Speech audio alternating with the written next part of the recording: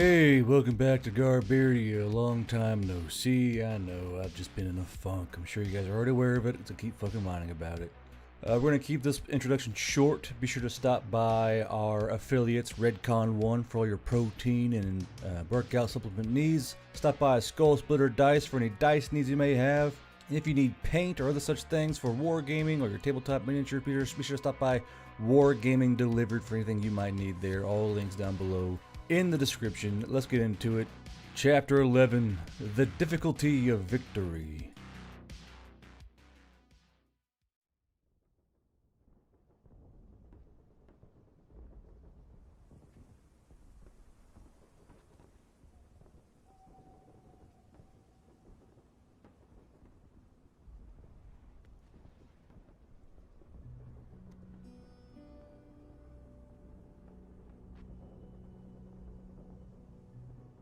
Time slid by with relative calm for Captain Fadithas, as calm as a war zone could be, anyway.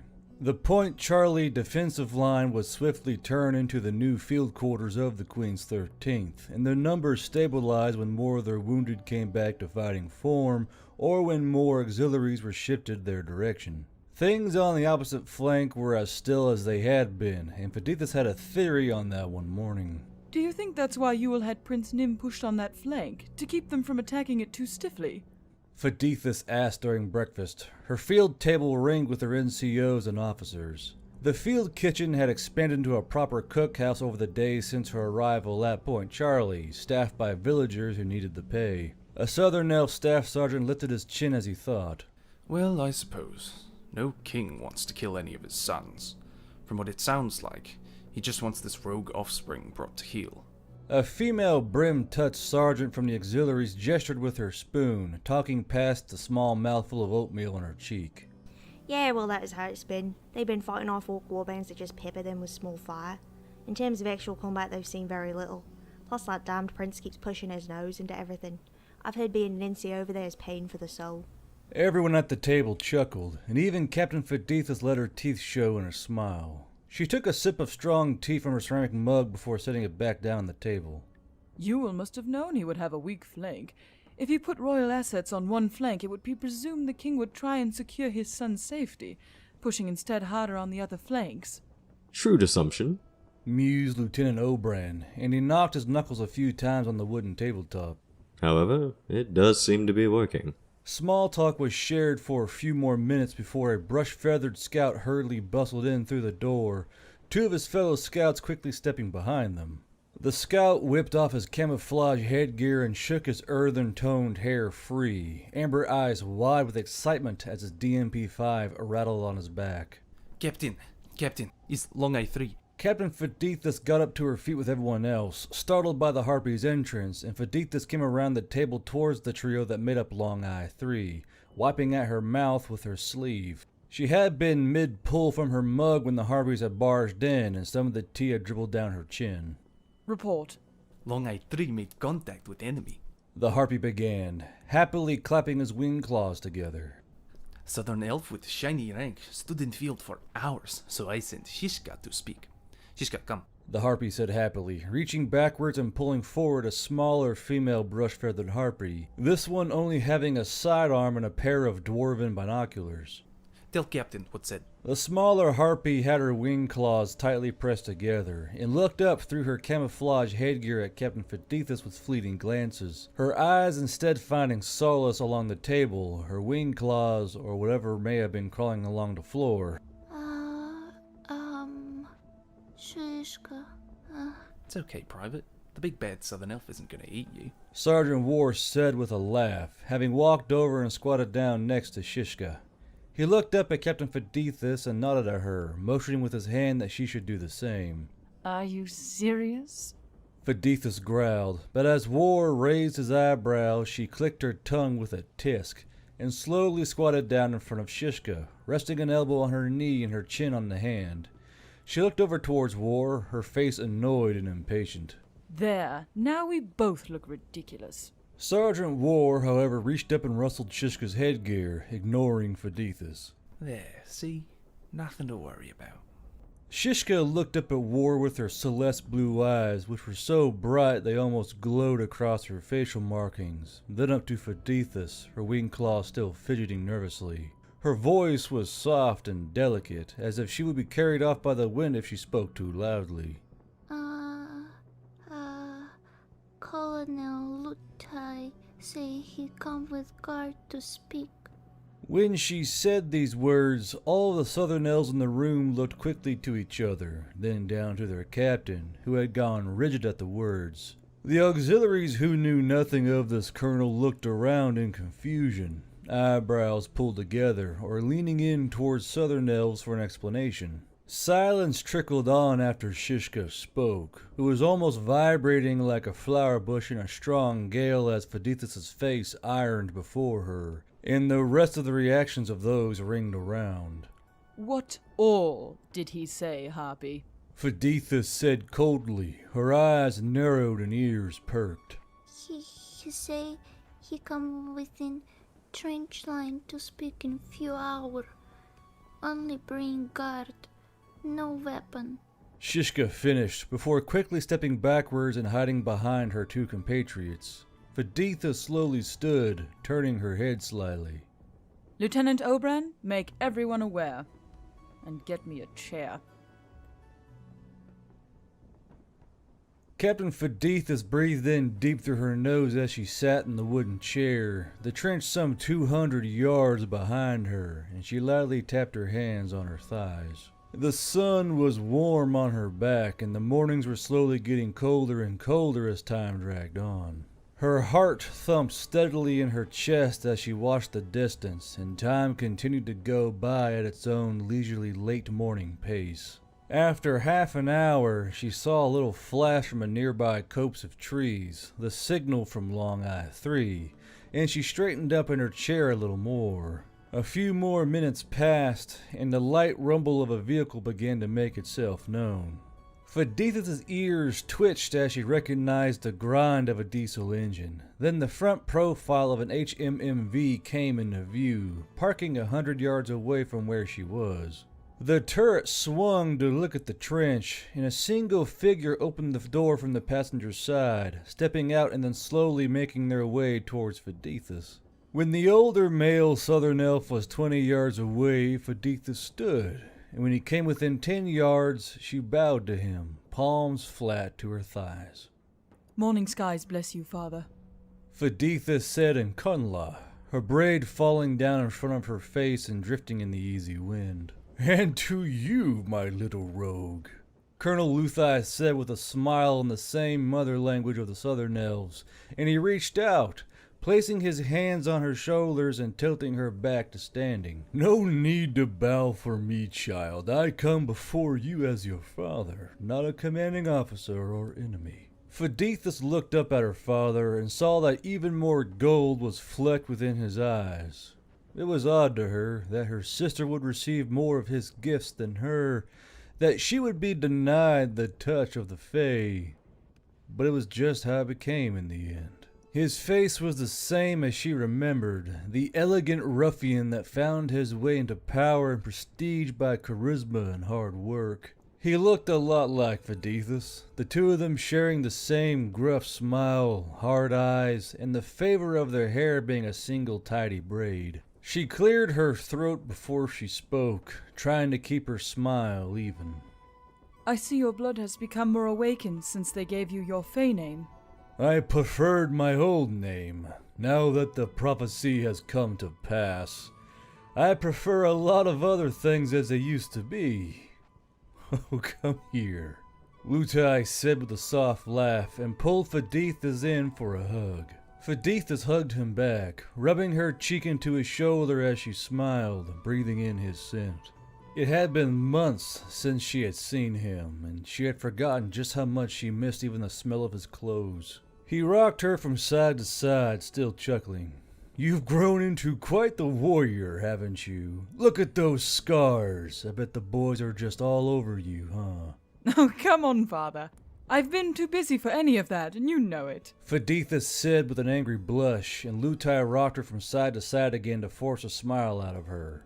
Oh, I'm aware. Gave my forces a good butchering, didn't you? Fadithus jerked her head up, mouth open in surprise. Father, I didn't. No apologies. It is war. It is how things are. However, when I heard the banner of the long-lost 13th had been seen flying proudly, I have to say I found respite in that defeat. I had thought you'd long dead, my dear. Lutai said, and the happiness in his voice caught Fadithus off guard. I knew your sister was alive. I can feel her due to our bond of blood, but all I had of you was ill-minded reports, and we didn't find any remains on the field where the battle took place. I believed you dead until the humans under my command brought me back the news. I couldn't believe it. Captain Fadithus sniffed as her eyes struggled to maintain their military bearing. Well, no. We were supposed to die there. We were the delaying force to keep Yule from the gate. At the end of it all, Yule didn't kill us to the man, just dueled the sprite that was leading us and gave me a choice. Lutai cocked his chin, then stepped back away from their hug, hands still resting on her shoulders. He gave you a choice. He said that we could go back, but he would not have mercy upon us if he met us on the field again. Or we could join him. What made you join him? Lutai asked, his eyes narrowed but alight with mischievous curiosity. Fadithus dropped her gaze to her father's chest as she thought back to that moment, and it felt like it happened over 100 years ago. I don't know. We had been left for dead. It was all part of the plan. But when it came time for the end of our part in the play, Yule just treated us like normal people. He gave me a choice, and even though we were but enemies a few hours before, he brought me beside him like an equal. I don't know. It felt right at the time. She looked up at her father then, and he was beaming down at her, pride in his eyes and in his smile. Regardless, I am happy for it. Thanks to this brutish little Yule character I keep hearing about, I get one more day with my favorite daughter, don't I? If I could, I would sweep you away to camp just to keep you safe, he said, giving both of Fadithus' cheeks a pinch, and she giggled out painfully. You know. The mirth died in her throat as the longing to be with her father grew within her, clashing against her duty. You know I can't. Lutai chuckled a few more beats, then pressed his lips together sadly, cupping his daughter's cheek with his hand. I know I can't, but I can do what I can. What do you mean? Fadithus asked, placing her hand over his. We will be issuing an all-out assault to the line that is played out along the front of the city. There will be assaults on both of the flanks. Our intention is to crush you from all sides, Lutai said, his voice almost business in nature, and Fadithus could feel the color draining from her face. That was the plan that was issued and the orders I planned to issue. But that was before I saw your face. Fadithus swallowed hard as her father continued to speak, rubbing his thumb along her cheek. I planned to crush that man and his forces entirely. But how can I do that to someone who would spare my own flesh and blood after handing him a defeat? I've been spurned on this entire time with the fire of knowing this man killed my moon lily. But as it turns out that I may just owe him a favor instead. He smiled down at Fadithus and chuckled in his throat again. This style of war is messy, isn't it? With the tanks and gunfire. Fadithus nodded. It is, yes. Lutai kept looking at Fadithus as if trying to rememorize this new person he had in front of him, to replant her form in his mind with these new scars and eyes that were steeled in veterancy and warfare. They stood in front of each other, the wind scattering loose strands of their hair onto their faces before Lutai broke the silence. You should help out Yule when we push. We believe he will have no choice but to fall back into the city, and we understand he will make it cost us dearly. but the other commanders and the humans are under the assumption that it will cripple him and he will have to retreat away from Tallweed. He sighed and snapped his finger, putting on a mock air of disappointment. It's just such a shame that there is going to be a communication error and the force attacking your flank is going to go wildly off course. Would be even worse if those with favor towards you find their platoon heading your direction. After all, this whole prophecy thing isn't exactly what it was cooked up to be. But what about the men in your vehicle? Fadithus asked, and she felt panic grip her heart. If they knew he was here with her, they may execute him as soon as he got back to the HMMV. Father, this is treason. Those men are loyal to me and me only, Lutai whispered, and pressed his palms to both of Fadithus' cheeks, causing her lips to purse comically in order to keep her from talking. Do me a favor, my little lily, and stay here, where it is safe. Only go into the battle within the city if you really think you need to. Many soldiers are going to die. I don't like this plan. Never have. And Southern Elf lives are being used far more carelessly than I would ever prefer just for victory. You and I, unfortunately, are a minority in that regard. And the Queen is pulling more of the humans to her bidding and the majority of our race to boot. I have to get back to our war camp. Take care, my daughter. Fadithus felt a lump in her throat, and she cleared her throat in an attempt to get past it. I will. I know you will. Lutai agreed with a smile, and gave her one last hug before patting her shoulders. One last thing. You cannot tell Yule. He must perform his role in this. You will be able to turn the tide with reinforcements, but only if their plan is on track. He nodded at her, then turned back towards his vehicle. As he walked back, Fadithus could see that one of the southern elves in the vehicle was a warcaster and was doing something with the vehicle itself. Her father opened the passenger door, saluted, then ducked inside, the HMMV turning around and heading back the way it came. Fadithus stood there, arms limply at her sides as she watched the HMMV go, and the wind picked up around her, throwing her braid around her back as it caught the slip. Long Eye 3 dropped down from their tree once the HMMV was well off into the distance and ran over towards Fadithus, their heads swiveling back and forth under their camouflaged headgear. Captain, what'd he say? Asked the male brush-feathered, who keyed on his radio while Shishka blinked up at Fadithus with her celeste blue eyes. Shishka and her fellow Long Eye 3 members stared in confusion as Fadithus turned, grabbed her chair, and began to walk back towards the trench. On me, Long Eye 3. We have a little bit of planning to do.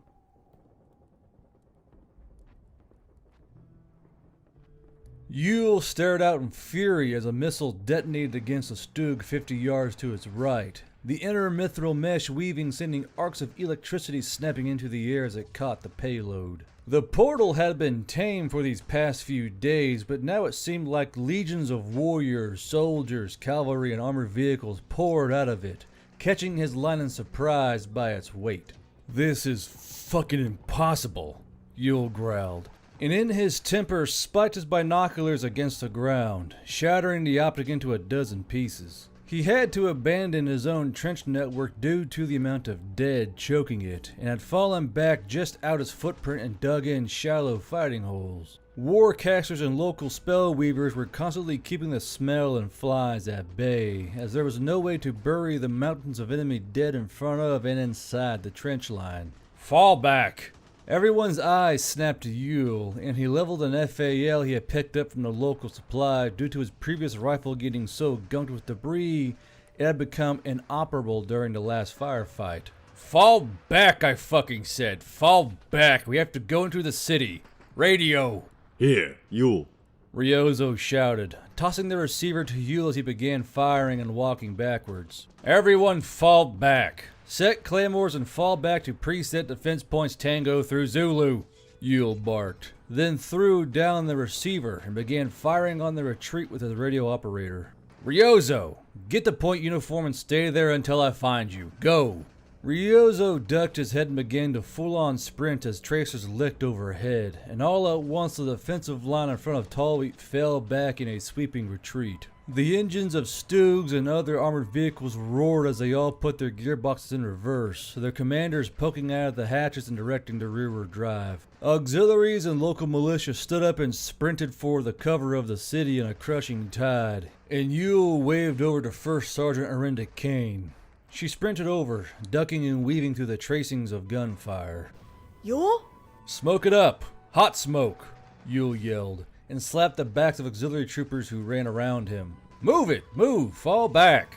I'm going to burn this trench first. Erinda called out, and slapped her hands together, blood already flowing down her fingers as loose earth rained down onto her from nearby explosions. The other warcasters who were running by stopped, understanding what was going on, and aided their first sergeant with her spell. Erinda Caine worked her arms above her head as if swirling the large, boiling ball of fire like a cotton candy treat, working and weaving more and more air into it until even she was sweating and steaming from the effort and heat coming off the angry, hissing globe. With a screech, she hurled the spell as if it were a water droplet, and it floated through the air as if affected very little by gravity. When it touched the ground, it was like someone popped a water-filled balloon, and rivers of fire flowed down the trench line, scouring it like a hungry beast upon a mighty meal. Erinda Caine heaved in another breath and opened her arms wide, her white prayer beads rattling along her body, then slowly brought them together in a mirror with the other warcasters. Hot and heavy fog rolled in along the trench line, billowing and furling out from the now burning bodies and blocking off direct sight from both factions. 20 minutes! Erinda Caine screamed, then turned and began to run, Yule spitting on the ground and then bounding boot to ground beside her. As they began filtering past the homes and workshops, Yule saw that the heavy weapon positions were filtering out of doorways or even holes in walls created from explosions. He turned and began running laterally to everyone else, swimming and ducking through platoons of troopers sprinting for safety. A turreted Puma driving at full speed in reverse whipped by as he spotted Olivara and Makarat almost stumbling down the staircase of their position. In front of their building was an engineer squad putting together the last of the claymores. "Olivara!" Yule shouted, running over and grabbing her by the arm. Yule, there are so many! What? She started, panic in her eyes, but Yule cut across her. "Drop that 240, you don't need it," he snapped, grabbing the machine gun and throwing it into the kitchen of the home. "Chicks!" Here. Chick said calmly, thumping down the stairs in rapid boot falls with the radio operator behind her. I have artillery coming down from the portal towards the trench. It should end just as they reach the claymores. Yule nodded. "We have maybe 15 minutes to make it to our holding points. Olivara, I want you and Makarat to hold Point Zulu. Chicks, you go where you suit." Fine by me. Chick said with a wink and a smile, then stepped out into the road to encourage the other auxiliaries to beat their feet faster.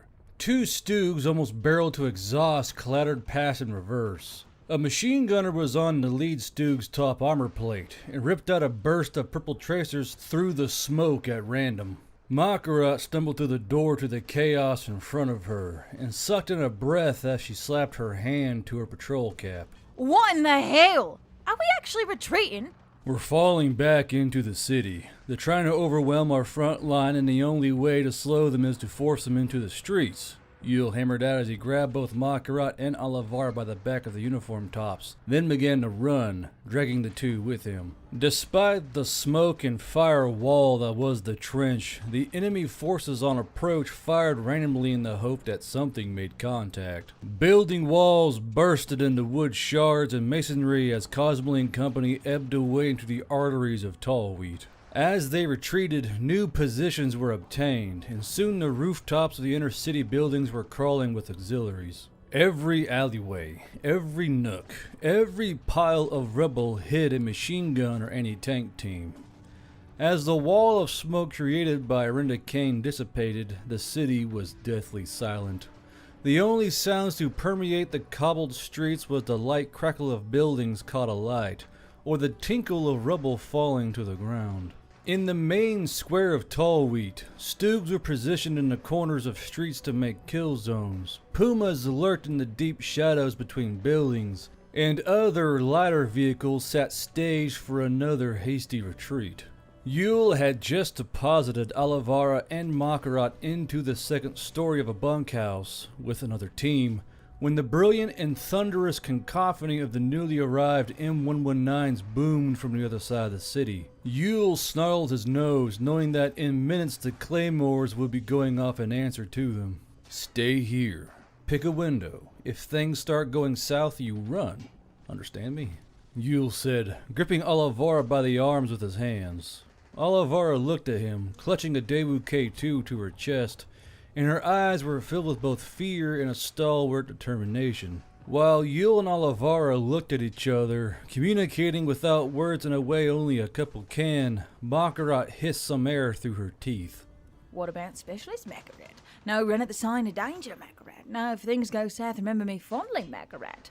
Makarat, your horns look awfully nice today. Let's cuddle and talk about our day.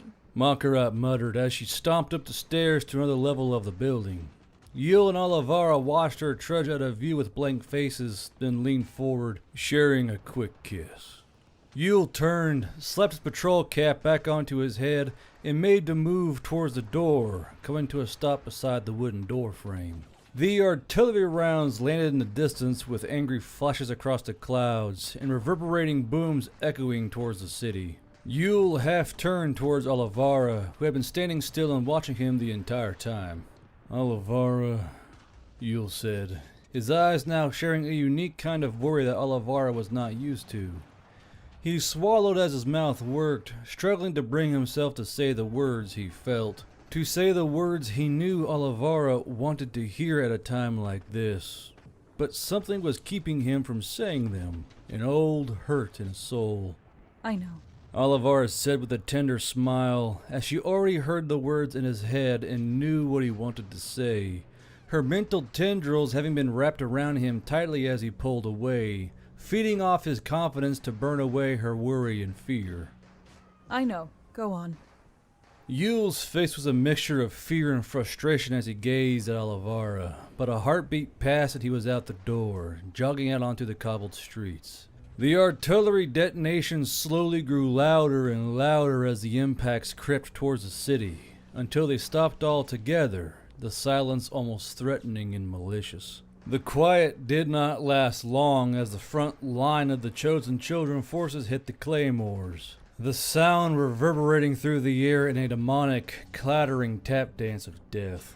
Yule crouched down beside Burnty Beauty, one of his more war-torn stoogs, and looked around it at the street they were facing. Like the other streets, it opened up into the square they were situated in, and thankfully the streets had been constructed at angles in order to help defending them in case of raids. Yule watched, his heartbeat steady as he measured his breathing. Across and around him, squads and platoons of auxiliaries also watched, hunkered down behind rubble, stacks of crates, and even stone benches that had been tipped over. Gunfire popped and cracked along the rooftops as those hiding up high took shots at infantry, and Yule could see them slowly falling back, jumping from roof to roof with the clatter of gear or quickly making their way on hasty wooden bridges. In between the sporadic gunfire, a large thwomp was heard at times as a belcher went off. Then lazy tendrils of smoke from burning vehicles curled up into the sky to join the smoke of burning buildings. Everyone in the square flinched as the tower of a building simply ceased to exist as an HE round fired from an enemy vehicle hit it,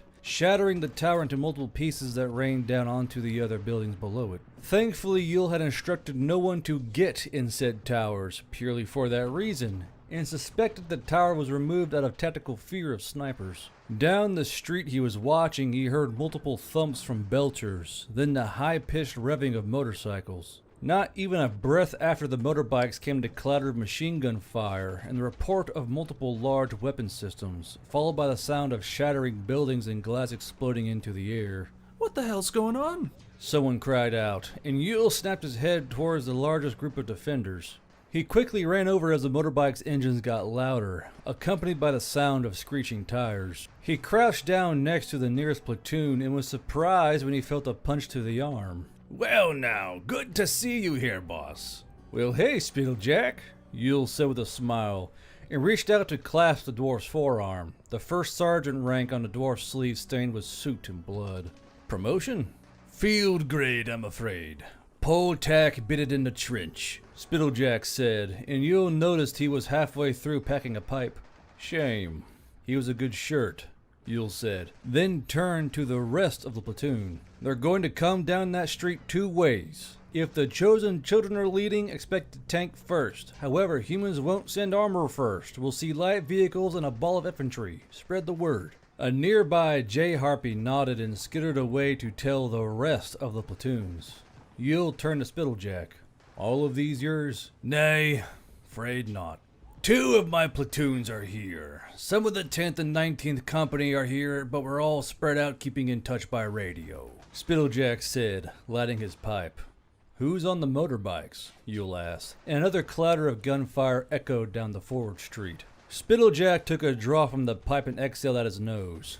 "They're mine. There should be 4 bikes coming down the way." Both of their eyes flicked towards the road as an explosion ripped through the air, and they looked up to see a blasted sidecar whirling through the smoke cloud with other debris. Yule sighed. 3 bikes," Spittlejack said with an exasperated tilt of the head. The roar of the motorcycle engines was extremely close now, and Yule stood up, cupping his mouth and gesturing with his rifle. "Wait for friendlies to break away! Have anti-armor munitions ready! Watch those forward streets!" Yule barked, gesturing towards the 3 main roadways that led into the square. Yule heard more than saw the Stug slowly traverse on its tracks, making sure he could see all 3 streets with its main gun. There was another curious noise, and Yule turned to see a Daimler Dingo sprinting down the street with an M119 attached to its rear hitch, the vehicle crawling with Veil Riders. Yule stood and gestured wildly. "What the hell are you doing?" "Improvising!" Grouch yelled back, who jumped off the top of the dingo with the rest of the humans and quickly began unhitching the artillery piece. "You fucking mad bastards, that's a horrible—" Yule began, jogging towards them, but then stopping when the R-75s and Harley WLAs popped into view on their opposite streets. Their drivers and passengers ducked low and swerving as they attempted to avoid the machine gun and cannon fire that pattered off the cobbled street behind them. Yule turned to face them in time to see that each bike team or teams on the streets are being chased by pairs of M1126 strikers, one having the robotically controlled heavy machine gun while the other thumped away with a turreted 30mm autocannon. "Oh, shit," Yule remarked aloud, as when it came to the vehicles he expected to see, this was not one of them. Shit. Yule took off at a high-back sprint toward Spittlejack as the M1126s realized there were far better targets in view, and machine gun fire clattered and spacked off the ground around Yule and the other defenders. The motorcycles dove for cover, whipping around the edges of buildings with boots outstretched to stabilize the hard turn. Yule slid back behind cover with Spittlejack as the hidden Pumas opened up with their guns, tracking targets with more ease than the Stugs. The reports of their guns washed over the infantry around them as the rounds impacted the strikers, who were swerving and jinking with much effectiveness, causing the rounds to bounce or instead strike their tires. The strikers understood that things were not as easy as they seemed when Burnty Beauty opened up with her larger 75mm gun, punching a clean hole through the turreted striker with its mithril Sabo penetrator round. The striker lurched to a halt as the electrical discharge wreaked havoc inside the vehicle, and within seconds the hatches all popped open as a small amount of passengers and crew attempted to bail out. "They've got thermals!" Yule shouted, hunching down next to Spittlejack. "They're going to pop grenades and shoot at us through the smoke!" As if on cue, all of the M1126 strikers began discharging their smoke tubes as the non-turreted strikers began offloading their infantry squads. When everyone around Yule looked confused and began to stand up, he gestured and began shouting, "Get the fuck back down! They can see you through the smoke! Keep shooting!" A few of the slower auxiliaries found this out the hard way when a transport striker opened up with its heavy machine gun, ventilating a few auxiliaries before everyone else ducked back down. In response, the coaxial machine guns of the Pumas burped to life, sending purple tracers skittering back through the smoke as red tracers were going through the opposite direction. Fucking ICVs. Yule growled as he popped up and emptied a magazine into the smoke. I was expecting the littler ones, Spittlejack answered as he picked up his own belcher and aimed it at where he presumed a vehicle to be, trying to track the tracers. I would prefer the little ones. Yule shouted in reply, then turned his head at Spittlejack to press his fire mechanism and sent a shape charge roaring into the smoke. Yule poked his head up slightly to see what was going on, and due to the smoke, it looked like something from a sci-fi battle due to the haze and tracers. He squinted and realized he saw shadows in the buildings next to the strikers, and cursed as he looked around for a warcaster. Much to his relief, Erinda, Caine, and a few others had stopped at this position and were shooting their rifles. Erinda! Erinda! Yule shouted, and he only looked around in alarm before seeing him. Yule hunched down, pressing his back against a cover he shared with Spittlejack while gesturing at the buildings with a flattened hand. They're in the fucking buildings! The what?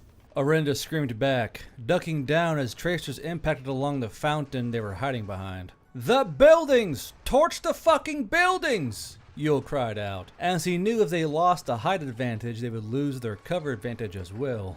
As he said this, his own window fighters were opening up with machine guns into the opposing windows, attempting to suppress the shadows within. First Sergeant Erinda Caine quickly spoke to the other warcasters around her, and she nodded, then set down her rifle before looking at Yule. We can only get one. Not enough juice. Fucking blood magic! Yule shouted angrily, and Spittlejack laughed beside him, holding his shoulder as a gunshot wound bled underneath. As Erinda Caine began working a spell, Yule turned the other way, looking back at the crouching humans who had just gotten the M119 running. Yule squinted, knowing he was probably going to hear a lot of shit about this later. Kentucky! What? Kentucky answered back as she was pulling HE shells from the back of the dingo. Hit the building! Which building? The ones across from us. Kentucky stood up, squinting through the smoke and haze towards the now occupied buildings that flashed with gunfire, and gestured towards her fellow human crew members. Hey, point blank shot on that cafe over there. Fuck you, I like that cafe, shouted Grouch, but he was already spinning the elevation wheel, the barrel lowering down until it pointed at the third floor of the larger structure. Alphonse pulled down on the breech handle. Then another stepped in, shoving in the HE round as he pushed up on the breech handle. Bit overkill, ain't it? Nah, we're just conducting a vibe check. Kentucky shouted out with a laugh, and Grouch shook his head, a sardonic smile on his lips. Yeah, sure. Vibe check, Grouch said, then pulled back on the firing handle, the entire machine rocking backwards on its rotating plate as the HE round left the barrel. The span of time between shot out and impact was more or less a blink, and the front of the structure erupted outwards in a shower of mortar, glass, wood, and a few body parts thrown in for good measure.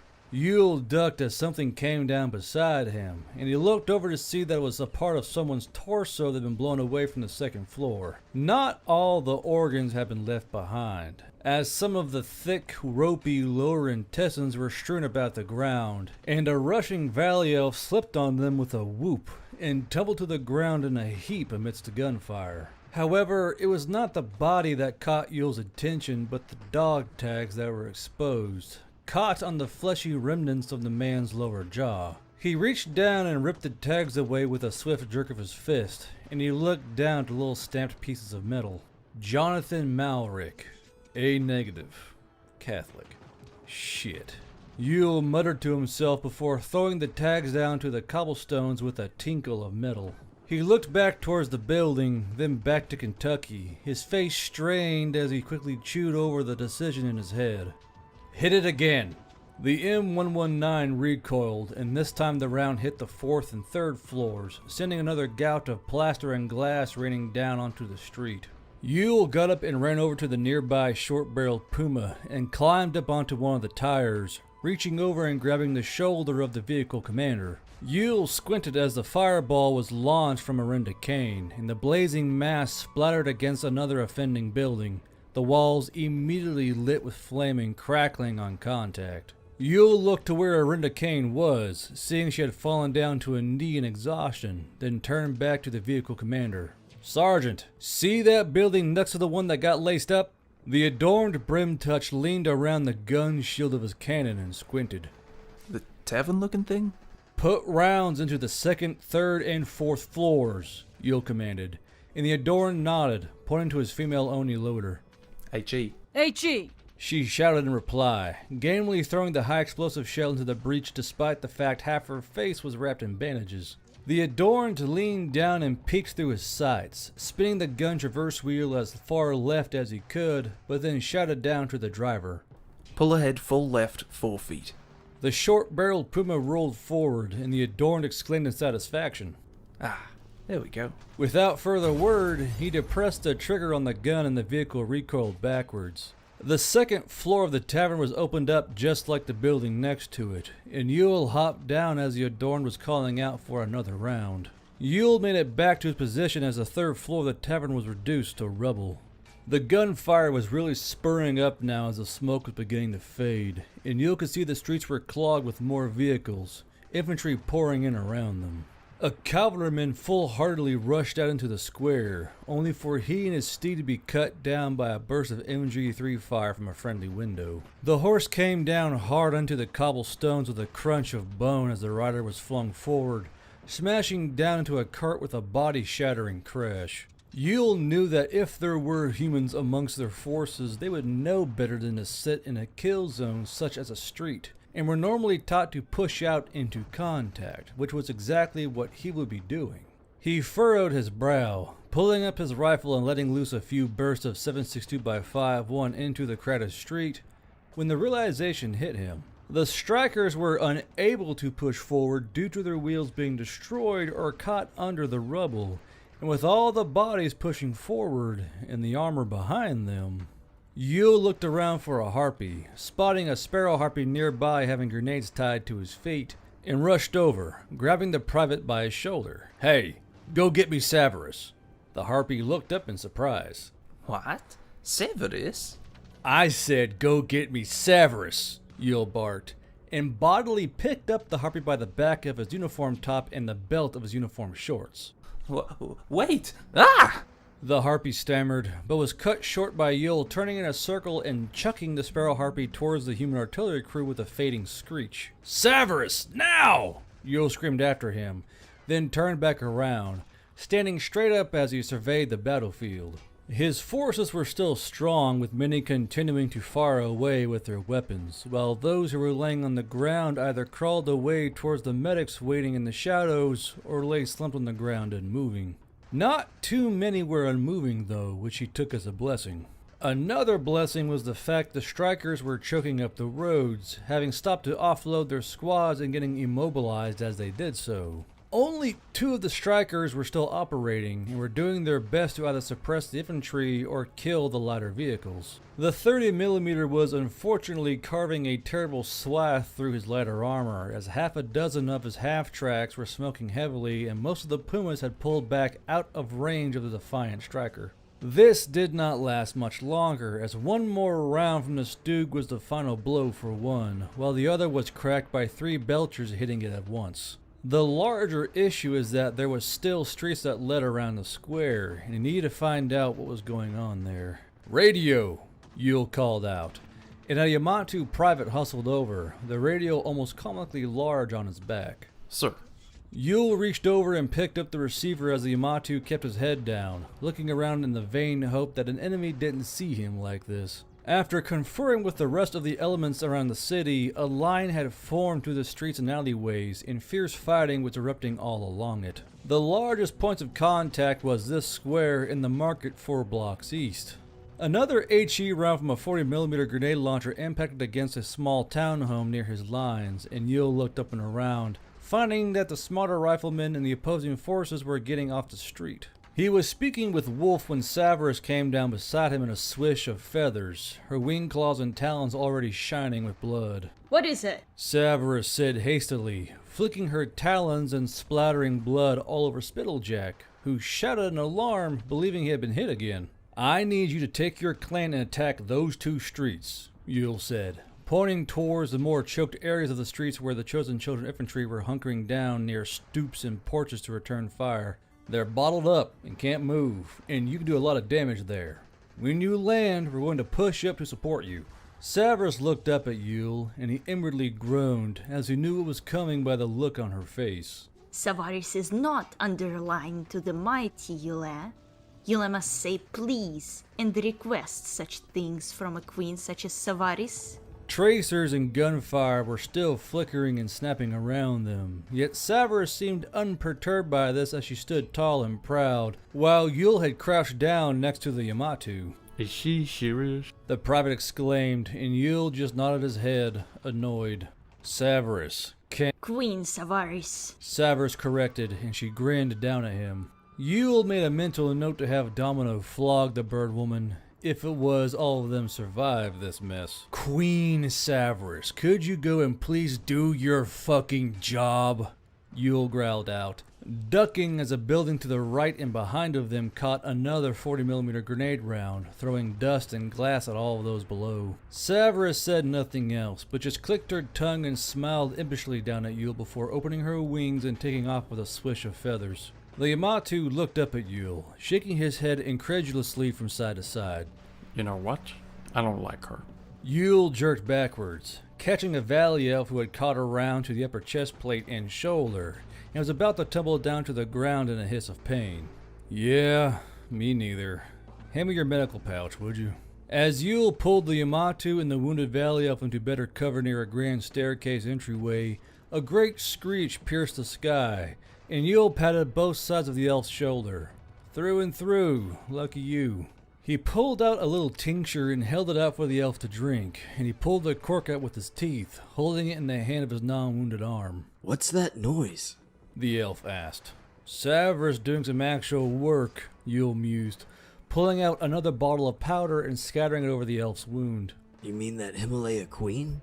The elf asked, and the Yamato nodded while unfurling the cloth bandage. The screech became louder as hundreds of other Himalayas joined the war call, then descended from the smoke-strewn sky like angry little snowflakes that had knives tied to their feet. Spittlejack, Yule called out as he began pressing the bandages into place for the main wrap. Get these men in order. You're going to get a small reprieve. Spittlejack looked up and called out for a ceasefire as Himalaya harpies descended down into the street, screeching horribly with talons outstretched, and soon not even the report of the M119 could drown out the screams. The Himalayas whirled and shrieked as they ripped and tore through the bodies packed into the street, and blood was soon running in rivers towards the square as the body count began to rise rapidly. Despite Himalayan harpies being gunned down here and there, they continued their assault, Severus the deadliest weapon amongst them. Her wing claws tore through jugulars and faces, her talons ripped along stomachs and chest, exposing the organs within as they spilled out onto the cobblestone streets. Yule did his best to not even look at what was going on, instead pretending the wounded elf was far more interesting.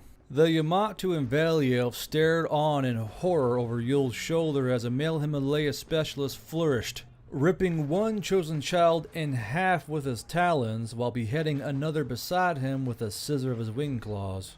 NCOs ran over towards Yule as he finished off the elf's bandage, and he gave directions and orders all the while Himalayas battled ahead of them. The elements of this area's defense were fanned out to cover the other smaller streets, as well as dig in behind the rubble piles further up from their previous positions. Some humans and southern elves were still alive in the ruined buildings, and sporadic firefights broke out here and there as they advanced. In the square, things were stabilizing, but the same could not be said for other parts of the city. A constant stream of chaos flowed in through the radio receiver as lines were pushed back or lurched forward, the fight for the city growing in ferocity.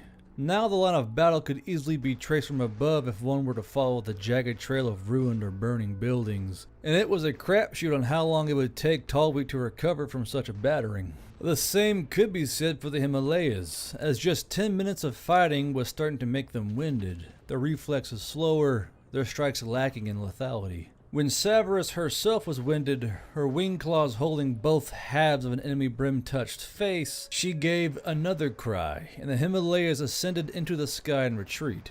Those who could not fly instead pelted over the cooling bodies of their victims and comrades, their long talons clicking along the cobblestones, or tearing into bodies as they retreated towards the friendly lines in the square. One such ground-bound Himalaya, her wings riddled with painful sidearm wounds, limped up to Yule, ducking her head respectively in a way she would to a warlord. Vika have news for Cosmoline King. Yule glanced up at the Himalaya and looked her up from talon to hair tip. This Himalaya had clearly been in the thick of it, as her wings were bloody up to the first bend. Even her jaws had blood on them, and he could only assume that she had bitten out someone's throat, or worse. She was so bloody that even as she stood, pools of red were forming under her crimson talons. Titles are unnecessary, warrior. Her head perked up when Yule called her a warrior, and she smiled in an almost self-indulgent, prideful way. She wasn't sure if he was flirting or not, but his face did not seem to have any humor in it, so she assumed he wasn't. As Vika fight, Vika see more machines coming down street. Large machine, like Stag. Must be more tanks, Yule said, and he nodded toward Spittlejack, who had taken 3 gunshot wounds during the first stages of the firefight. The dwarf didn't seem hindered by the bandages as he got up and strode off towards the platoons around him, barking out orders the entire way. Yule looked back around, expecting the Himalaya to have flown off, but instead found her standing there politely and waiting patiently. Yule said, looking around from where he sat with the Yamato radio operator and seemed at a loss of what to say. Thank you for the report, Vitka. Vitka bowed her head, then bent back up, smiling happily and holding her wing claws together in front of her bloodied uniform shorts. As the heartbeats rolled on with Yule looking around in confusion and Vitka waiting patiently, even the Yamato felt his soul cringe from the awkwardness of it all, especially the fact Vitka's own gunshot wounds were still bleeding. Yule had a feeling he knew what she wanted, as Chickley usually asked for the same thing, and he sighed, rolling up onto his feet. He walked over to Vitka, blood still streaming off of her in rivers from either the spray of her enemies or her own wounds. Yule raised his hand and rustled Vitka's white, gore-stained hair. You did a very good job. Now go see the medical staff before you bleed to death, Yule said in a tired voice, trying to ignore how brightly Vitka beamed at him before running off, shouting in Harpish. A jay-harpy leaned out of a window, shouting out after Vitka as she happily skipped off towards the medical half-track that had just parked near an alleyway. Yeah, we're all impressed. You say that to everyone, you know?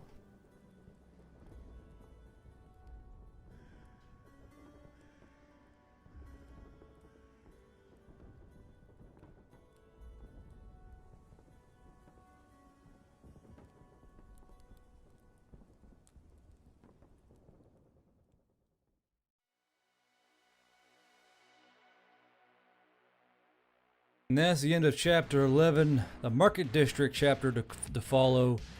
Man, I am out of shape vocally. If you like this video and others like them, be sure to like and subscribe to the channel of Guardbeardia. Click the bell icon so you know when the videos are released if Susan decides to actually use it, make sure it actually works, which is apparently rare. If you really like the videos in the channel, there's a Ko-fi link down below where you can donate actual real-life dollar dues to. If you want to donate to just one voice actor, you can just put their name in the donation. They'll get the entire donation. I'll take none of it. But yeah, so thank you for sticking around. I know it's been a while. I'm just working through stuff because I'm a big fucking baby. I know. Be sure to stop by the affiliates. All that fun stuff. That was Fire, Icicle, Aristic, The Beldam, Eliza. This is Guard Bro. And until I see you next time, on this side of the veil, this motley crew is Guardbeardia.